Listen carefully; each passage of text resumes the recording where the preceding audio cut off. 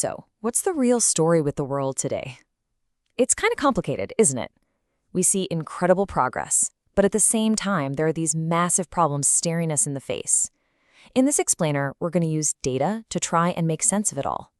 We'll look at how things are genuinely better in lots of ways, still pretty awful in others, but also, and this is key, definitely improvable. Okay, let's just start with a hard truth. Something genuinely awful. Every single minute, around 10 children under the age of 5 die somewhere in the world. Just let that sink in. That's about 5 million young lives lost every single year. It's this almost invisible tragedy, and it really highlights the scale of the challenges that we're still up against. So here's how we'll break it down. We'll look at the persistent struggle, then dive into the unprecedented global progress. After that, we'll touch on how things are transforming how we live, acknowledge the challenges that remain, and finally, think about shaping a better future. Basically, we're walking through the awful, the better, and the improvable parts of our world. All right, Section 1, the persistent struggle.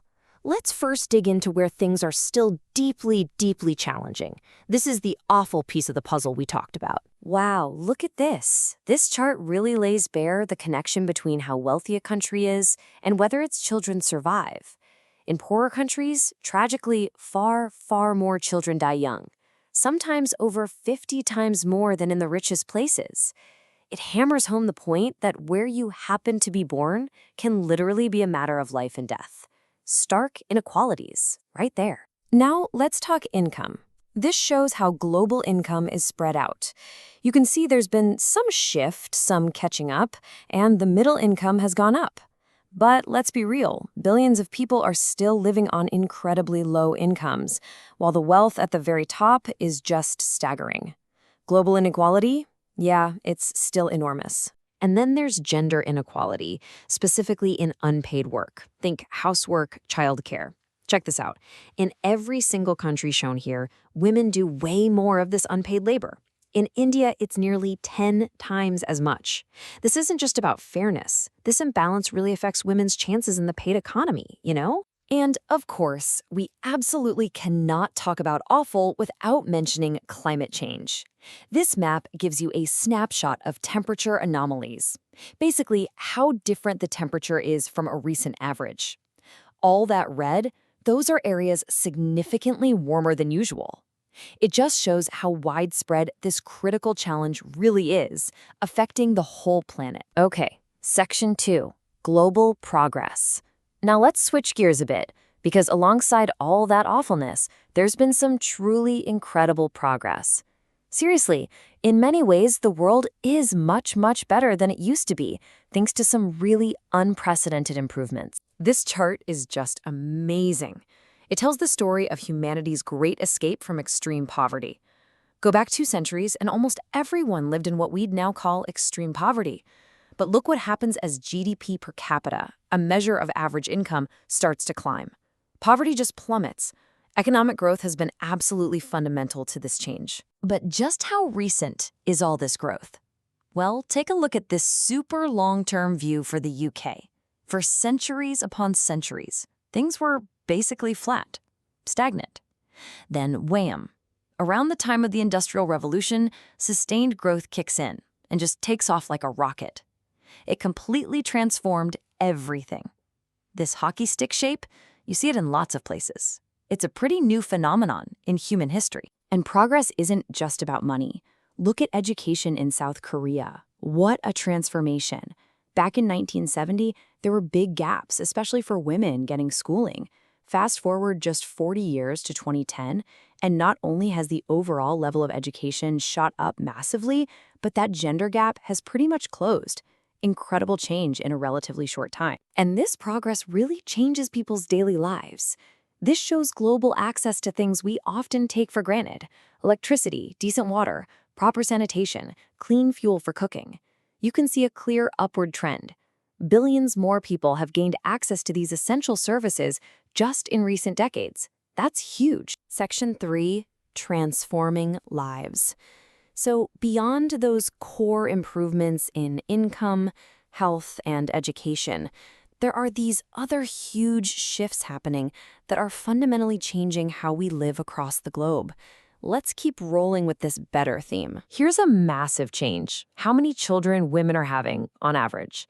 The global fertility rate has literally halved since the 1960s. It went from about 5 kids per woman down to less than 2.5 today. What's driving this? Well, it's a mix. Things like women getting more education and opportunities, fewer children dying young, and honestly, the rising cost of raising kids. Think about where people live. For almost all of human history, nearly everyone lived in rural areas. This chart shows just how incredibly recent and incredibly fast the move to cities has been, especially over the last couple of centuries. Now, more than half of all people on Earth live in urban areas. That's a total flip. We're also way more connected through trade than ever before. Look at the value of stuff being exported as a percentage of the world's total economic output. It's GDP. It really surged, especially after World War II. Trade grew much faster than the global economy itself. Globalization, right? It's totally reshaped how economies work around the world. Okay, section 4, remaining challenges. So progress is definitely real. But hey, the world isn't perfect, right? Far from it.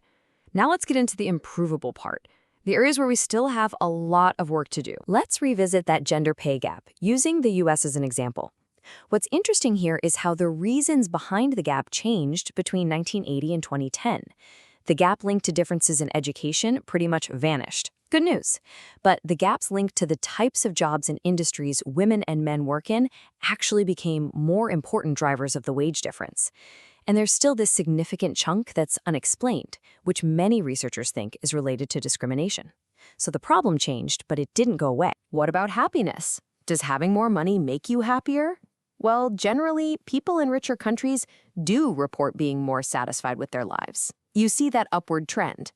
But look at all that scatter. Some countries are way happier than their income level might predict, others less so. What does this tell us? Income definitely matters, but it's clearly not the only thing that contributes to our well-being.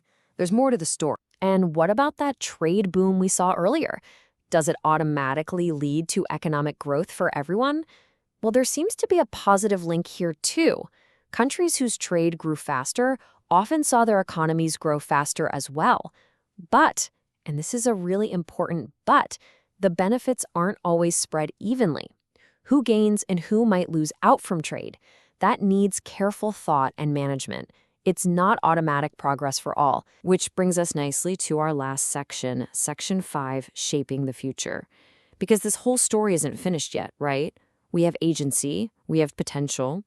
Understanding what's driven change so far gives us clues about how we can make the world even better. So, what really makes a positive difference? Looking across all this data, some key things pop out again and again. Empowering women, especially through education and work.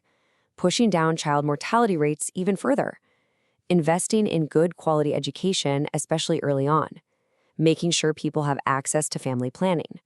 Driving technological innovation and spreading it around. Putting policies in place to tackle inequality, like social safety nets. And even shifting social norms about what's acceptable or expected. These look like really powerful levers we can pull to build a better future. And we know that targeted efforts can have a massive impact. Take the Perry Preschool program.